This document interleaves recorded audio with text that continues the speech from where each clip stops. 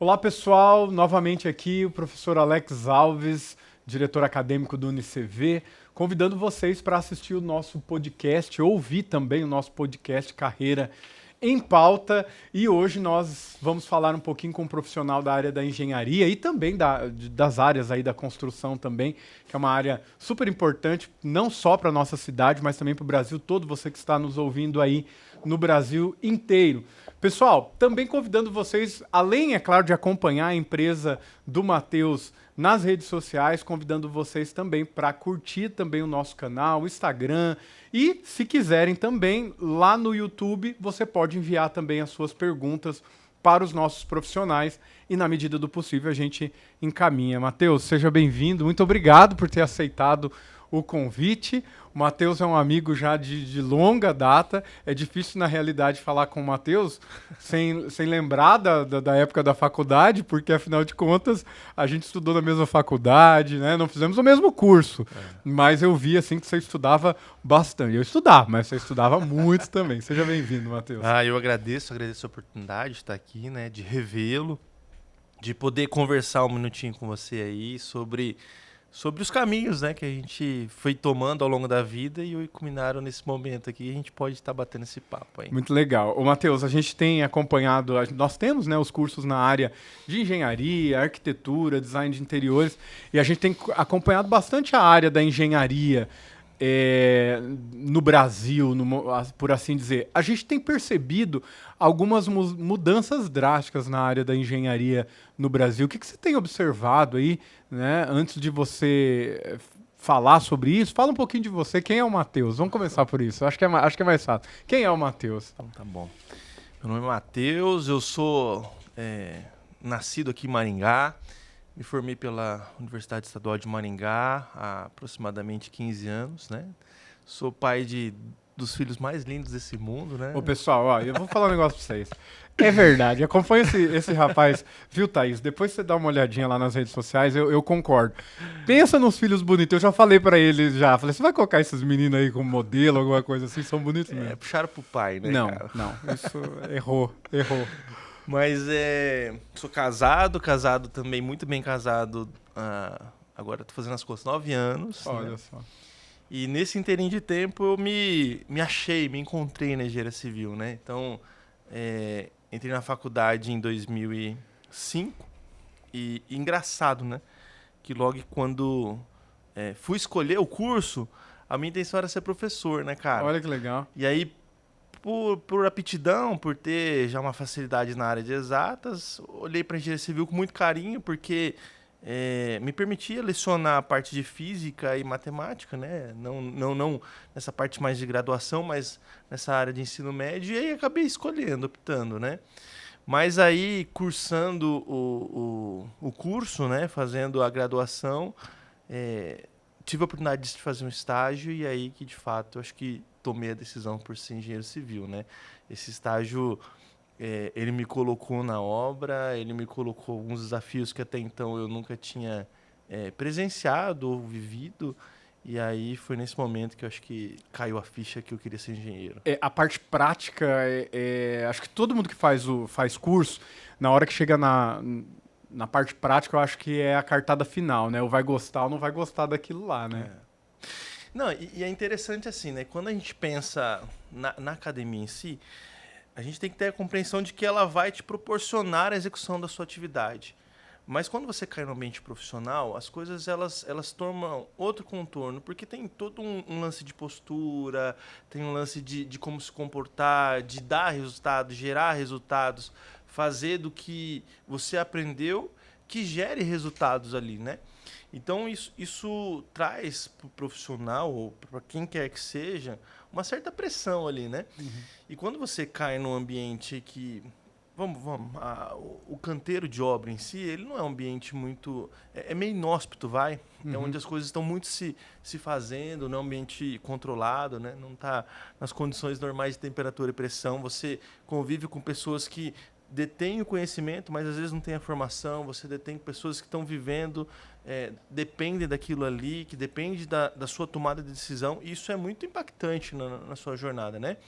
Então, quando eu caí, né, especificamente, essa foi a minha experiência, aquele ambiente de tomar decisão, de ter equipes para você liderar, de ter responsabilidades que caem sobre sua alçada, isso impactou muito a minha vida, né? Do tipo, agora o negócio é sério, né? Não é uma questão na prova que, se eu for mal, só recai sobre mim e, às vezes, na mensalidade que eu vou pagar ali, né?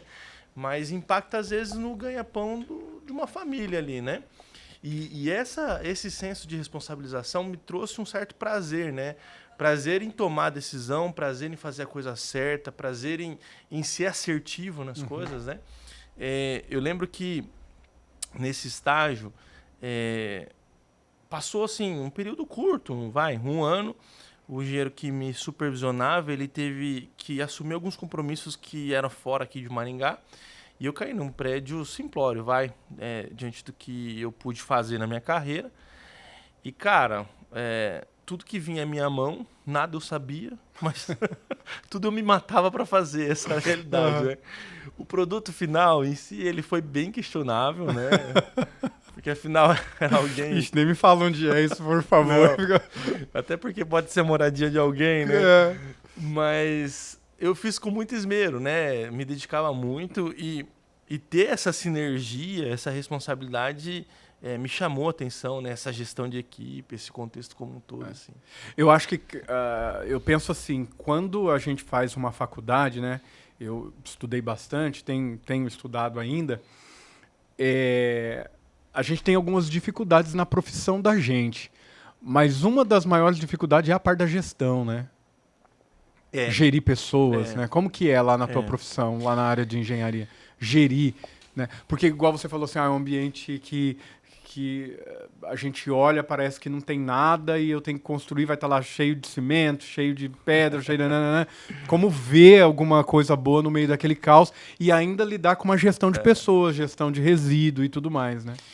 A construção civil, na verdade, eu acho que vamos deixar claro, né? Quem vai para a área de projetos, para grandes obras, talvez a realidade seja um pouco diferente. Para quem vai para a parte de execução de obra, que é o canteiro, que é o que eu vivo, talvez talvez não, muito provavelmente ele vai se deparar. E é engraçado que as academias aí, obviamente você também tem muito mais propriedade de dizer, elas pouco abordam a respeito da gestão em si, do dia a dia, né? Então, como é que a comunicação flui? Como é que eu passo uma informação de uma leitura técnica que eu tive para alguém que tem a prática?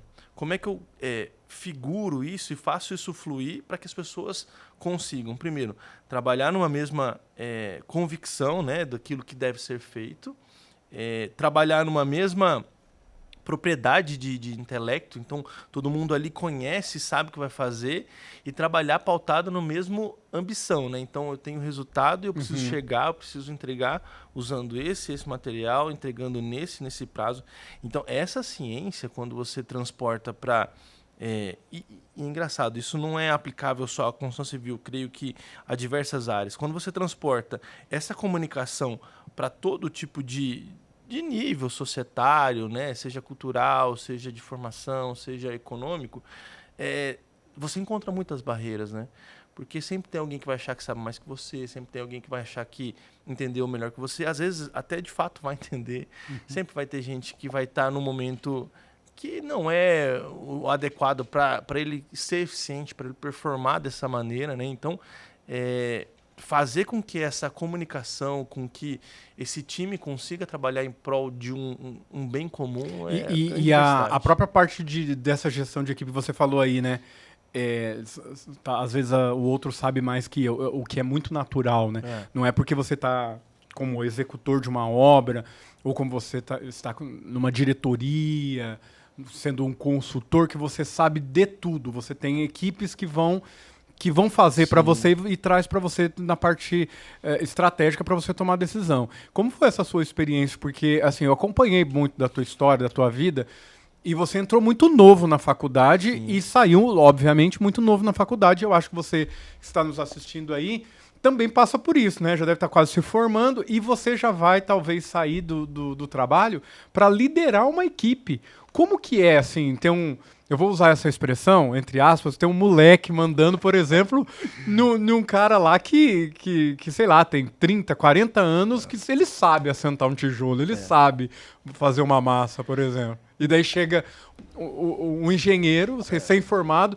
Como que foi a tua experiência nisso? Tem algum caso, alguma coisa interessante para nos trazer? Assim, tem um lance muito de compreensão de mundo, né? Então, primeiro é você se situar. Primeiro, você faz parte desse time.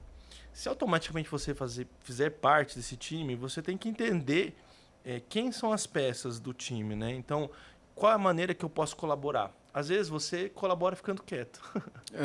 Às vezes você colabora só dando apoio para aqueles que sabem fazer. Você, ao longo da minha jornada, teve esses momentos em que eu fiquei quieto, simplesmente assistindo as pessoas que sabiam fazer e fiz disso um aprendizado, né? Você contou um caso curioso, vou destacar, me veio à mente aqui. Logo nesse primeiro empreendimento mesmo que eu fiz, teve um entreveiro lá entre dois operadores, eles não se entendiam e eu fui intervir, né? E eu usei essa expressão, falei, bicho, você está aqui há tanto tempo, né? Mas no sentido de camaradagem, né? Não foi muito... E ele levou pro lado pejorativo da coisa, tá me chamando de animal. Rapaz, o cara queria me pegar. Eu fiquei uns 3 dias sumindo da cidade aí, de medo. Mas é isso, né? Então, como que eu consigo fazer com que o time produza diante dos meus conhecimentos e diante dos meus conhecimentos para que todo mundo se colabore, né? Se eu entro com uma postura um pouco mais arrogante, de que sei, certamente em qualquer área você vai ter muita dificuldade. E quando a gente fala da área das engenharias, eu comecei o nosso bate-papo aqui falando sobre isso, a gente percebe algumas mudanças na área da engenharia, na área da arquitetura, design de interiores, toda essa parte da construção propriamente dita. O que você tem observado na tua área, assim, no Brasil, no modo geral, o caminho das engenharias? Principalmente da engenharia civil, que é a tua formação. A construção civil em si, ela vai passar por uma revolução, não demora, né? Então, hoje a gente tem... até o papel do engenheiro civil, ele vai mudar, né? Não é muito longínquo isso, né?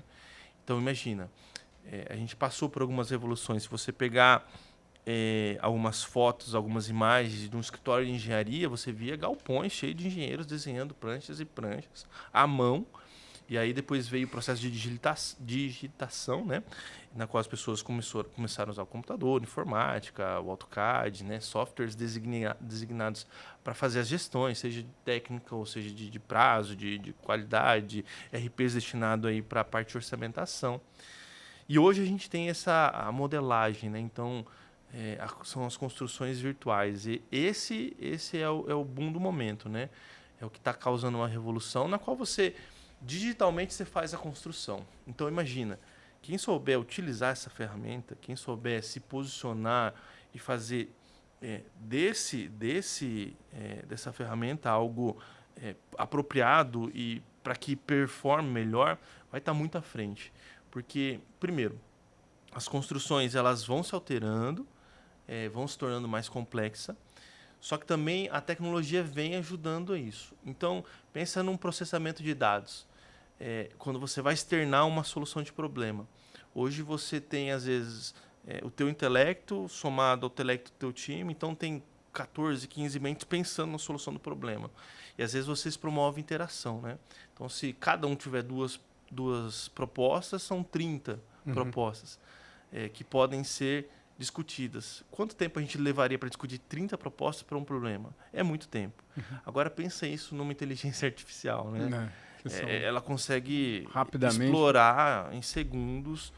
Então, o perfil do engenheiro, eu acho que ainda essa questão de gestão, de colaboração, de liderança de time, isso não vai mudar, porque você vai fazer gestão de pessoas ainda, né? Mas quando você cai nesse ambiente, você vai fazer gestão de pessoas não focados ali para o campo, né? Mas mais focados para analistas de dados, pessoas que fazem uma leitura, né? Que coordenam o sistema, que programam, que conseguem extrair dos sistemas, né? Da tecnologia benesses que a construção não tem, né? Inclusive, tem algumas reportagens que a gente pode encontrar aí pela internet da vida que diz que dados, né? Dados é o novo ouro, né? Quem consegue, com agilidade, buscar os dados para uma tomada de decisão, ele está à frente do mercado. Pensa assim, ó. Então, a gente está falando da construção virtual. Hoje, qual que é a grande dificuldade das empresas, né? É o quanto você carrega de informação. Então, quanto você fornece de dados. Vai chegar um momento que essa curva de aprendizado vai ter sido estancada, né? Vai ter chegado no seu ápice, toda a construção vai entender e vai utilizar a ferramenta. A tecnologia vai conseguir abarcar tudo que a gente faz. Qual que é o próximo passo? Imagina que você tem hoje um manual, uma planilha que te dá todas as informações necessárias para você construir um empreendimento, um prédio. Cara, para isso virar uma diretriz e se transformar numa construção de fato mecânica, não está muito distante da gente. Então, essa oportunidade vai ter para aqueles que, primeiro, entenderam esse momento, enxergaram essa possibilidade e se posicionaram da maneira certa, né? Tem muita gente que é um pouco até intransigente, né? Não aceita muito e acha que nunca vai cessar. De fato, o ser humano nunca vai ser substituído, porque tem o lance da criatividade, Sim. o externar problema, o pensar fora da caixa. A tomada de decisão. A tomada de decisão, justamente. Agora, o camarada que conseguir olhar isso, interpretar esses dados e tomar a decisão de maneira assertiva, tem convicção de estar muito à frente. Que legal. E eu estava ouvindo o teu xará também aqui, o Matheus Barros, que é o filho do Silvio Barros, que é o prefeito agora na cidade de Maringá, e ele contando para a gente numa palestra que a gente chamou ele também para falar aqui com os nossos lá no ciclo de estudos, e ele falava assim da questão do meio ambiente, né? Como que a construção precisa voltar a observar o meio ambiente, as construções sustentáveis, ou as construções thinking, que a gente fala, né? Pensadas para resolver um tipo de problema. Como que você tem acompanhado? Como que está assim, o mercado voltando a pensar nessas questões de sustentabilidade, ecossistema, dentro da tua empresa, como que vocês pensam nisso? Porque isso, além de necessário, é vendável, né? A gente tem que ter a compreensão de que o mundo é um mundo de recurso finito, né? Então, por exemplo, Maringá passou por isso, né? Teve problemas recorrentes com a falta de chuva que aderia ao lençol freático, né? Então, ocasionou problemas no Parque do Ingá. Se vocês trouxerem a memória, não faz muito tempo isso. Então, pensar em empreendimentos que não modifiquem o meio em sua totalidade deixam de ser diferenciais e passam a ser premissas, né? Prioridade. Então, hoje a gente tem inúmeras legislações que abarcam isso, tem inúmeras certificações que podem promover isso, né? E trazer diferencial aí no âmbito comercial também, né? E inúmeros incentivos. Então, hoje, quem também não se posiciona dessa forma acaba ficando fora do métier da construção. Né? Porque hoje só se fala disso, né? Não é nem só na construção. Hoje em dia, no produto, numa caneca, em qualquer lugar que vai fazer, tá falando de ODS, sustentabilidade e assim por diante. Até porque, assim, se pensa, cara, a gente passou por um momento que os canudos foram mudados, né? Matava a tartaruga, né? A gente até brincava. Aí fizeram. Matei uma tartaruga porque eu usei um canudo. Porque esse aqui eu vou usar porque eu estou matando uma tartaruga. Daí inventaram um canudo de papel, algumas coisas assim. Que é super eficiente, né? Não derrete muito. Na boca. Não muito.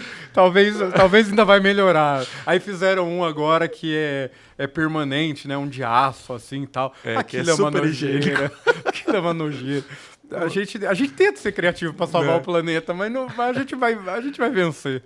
Mas são coisas simples, assim, do dia a dia que influenciam, né? Imagina uma construção. Então, se você pegar...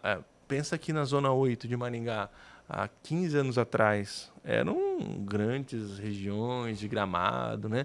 Hoje tem muita gente morando, muitos prédios ali. Então você modificou não só o meio, você modificou uma sociedade, você modificou uma cultura, você modificou um ambiente, né? Os animais que eles viviam hoje não, continuam sendo animais, mas não são Mas não são ali mais. É, Só não estão ali. mas a influência é muito grande, né? Então tudo que se faz, não tem como você correr disso, né? E você promover esse meio ambiente um pouco mais favorável, né? Sustentável, por assim dizer, é prioridade, é primícia. Legal. Olha só, a gente, quando nós estamos falando aqui, e às vezes eu vou falando com você, eu dou umas paradas aqui, porque eu vou lembrando de muitas histórias que a gente já viveu junto, né, aqui em Maringá, porque eu te conheço, como disse, bem antes da faculdade, inclusive, e uma coisa que eu sempre admirei no Matheus é a dedicação dele com as coisas, assim, eu acho que ele é um cara super dedicado. Eu não sei se eu era mais inteligente que ele, mas o meu curso também tinha lá suas dificuldades. Uma vez você tinha que aprender latim, por exemplo, aula de grego e tudo mais. Mas eu lembro que a gente saía da faculdade, sei lá, acho que era umas 10h30, 11 horas. Eu ia embora, ele ia estudar, aí eu dormia serenamente, tal. No outro dia, às vezes, eu ligava pra ele, e daí, beleza? Ainda não dormi, tô estudando. Você lembra disso? Eu lembro. Cara, passava a noite estudando, às vezes ele falava assim, dava, sei lá, 1h da manhã, 2h da manhã, falava assim, ó, vou deitar agora, porque daí se eu vou dormir 1 hora só para descansar, 2 horas, depois eu acordo e depois eu vou continuar estudando, daí eu tomo café, vou para o UEM, vou ficar estudando lá a tarde inteira e às vezes eu só vi o Matheus 2, 3 dias depois, porque estava estudando. A gente está falando aqui de buscando a carreira, né, carreira em pauta, que é para os alunos que estão estudando também. Como que você aprendeu a ser tão dedicado assim, e até hoje é muito dedicado? Dá algumas dicas pro pessoal, por favor. Assim, ó, tem duas coisas que precisam estar muito claras. A primeira é minha limitação, né? Que às vezes eu fazia isso porque eu era uma pessoa um pouco mais limitada, vai. Aí se dedicava um pouco mais. Mas tá aí, fica a dica, né? Fica a dica porque se você tem uma certa dificuldade, se esforce um não pouquinho é desistir, mais. Se esforçar mais, né? Exatamente. O segundo é responsabilidade, né? Eu sempre tive isso muito na minha vida. Então, o que eu sempre quis, né? Eu sempre quis constituir uma família, vai. E por isso eu precisava ganhar dinheiro para sustentar minha família, senão não tem jeito, né? E esse lance de responsabilidade, ele é muito mais complexo, né? Não é só algo mais voltado para si, para o indivíduo, né? Pensa se um engenheiro, eu acho que eu já até te dei esse exemplo, ele vai e faz o cálculo estrutural de uma barragem. E, cara, ele dorme, ele vai descansar, vai ver série, né? E ele erra. Ele tem uma responsabilidade disso. Ele pode ter... se ele errar e a barragem, porventura, vier a ceder, ele pode acabar com uma cidade, milhões de vidas, e ele tem que arcar com isso. Então, não é brincadeira, né? É igual você citou a sua profissão. Se você ensinar alguém errado, cara, você pode mudar uma nação porque você ensinou alguém errado.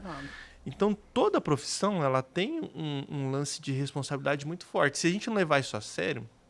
mas eu vivo num mundinho aqui, eu influencio 10, 12 pessoas, mas às vezes, nesses 10 tem um que influencia milhares, né? Então, se a gente não levar isso com muita seriedade, primeiro, porque vai fazer parte da sua vida, então a decisão que você toma hoje, não que você não possa mudar, mas se você lá na frente, hoje eu não quero ser mais engenheiro, eu quero ser professor. São 15 anos da minha vida que não que eu joguei fora, mas que eu não estava exercendo a profissão que eu quis. Então tem que ser muito sério, tem que ter muita domínio, né, do que você vai fazer. E segundo, tudo que você faz reflete em alguém, né? Seja na sua família, seja nos seus colaboradores. Às vezes você está numa obra pequena fazendo uma casa que tem lá 3, 4 pedreiros, né? Mas esses 3, 4 pedreiros têm família, têm filho, e as suas decisões vão impactar na vida deles. Então tem que ser muito sério. Não dá para ser leviano, vai. Olha, Matheus, os nossos alunos que estão nos assistindo aí, né? Os nossos alunos, tem aluno que é solteiro, aluno que está casando, já família. E a gente tem alunos, e a educação à distância proporcionou isso, por exemplo, de uma cuidadora que não tinha possibilidade de estudar, porque ela cuida de uma pessoa idosa, às vezes alguém da família. E agora com a educação à distância ela consegue nos ouvir, consegue falar com a gente, consegue estudar à distância, porque ela não podia sair dentro de um quarto do hospital, por exemplo, né? A gente tem um caso, por exemplo, não vou lembrar o nome da cidade agora, que um dos nossos polos fez parceria dentro de um hospital, e o pessoal que está indo lá fazer o tratamento de câncer, enquanto eles estão fazendo a quimioterapia, eles estão estudando, né? E muitos são acompanhados pela família. Então tem gente aí que tem família, que eu vou tentar não me emocionar agora, mas, por exemplo, eu conheci seu pai, conheço a sua família há muito tempo, Sim. porque, afinal de contas, vocês foram foi a primeira família que, quando eu cheguei em Maringá, me acolheu, assim, não tinha nem muito onde ficar, né? E a gente tinha alugado um lugar, tudo mais, mas eu não conhecia gente. Vocês foram a primeira família. E uma das coisas que eu admiro em você e veio muito do teu pai, da tua mãe, isso, é a família, né? A importância da família na vida da pessoa. E muitos que estão nos assistindo aí, vai ser o primeiro a graduar na família, que vai mudar a vida dele pela graduação, né? Que vai atrás de uma nova profissão, ou essa profissão vai mudar não só a vida dele, mas... E muitos não conseguem ter o apoio da família. Sim. Agora, outros já têm o apoio da família, né? Sim. Então, para você, assim, conta um pouquinho da história, qual foi a importância da tua família na tua formação e aonde você chegou até hoje? A gente estava falando que não era para se emocionar, né? Então, mas assim, não tem, para mim, em particular, minha família sempre foi meu esteio, aquilo que me guiou, aquilo que me orientou, aquilo que me deu objetivo de vida, né? Então, se eu hoje tenho tive alguns propósitos, foram eles que plantaram essa semente em mim, né? E não dá para tirá-los da equação. A escolha da minha profissão, eles sempre deixaram muito aberto para mim, mas sempre fizeram votos para que eu fosse sério em tudo que eu fizesse, né? E carrego com muito carinho e tento passar isso para os meus filhos, que tudo que você faz tem que ter um propósito na sua vida, né?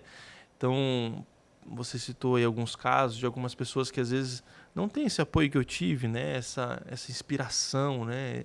Esse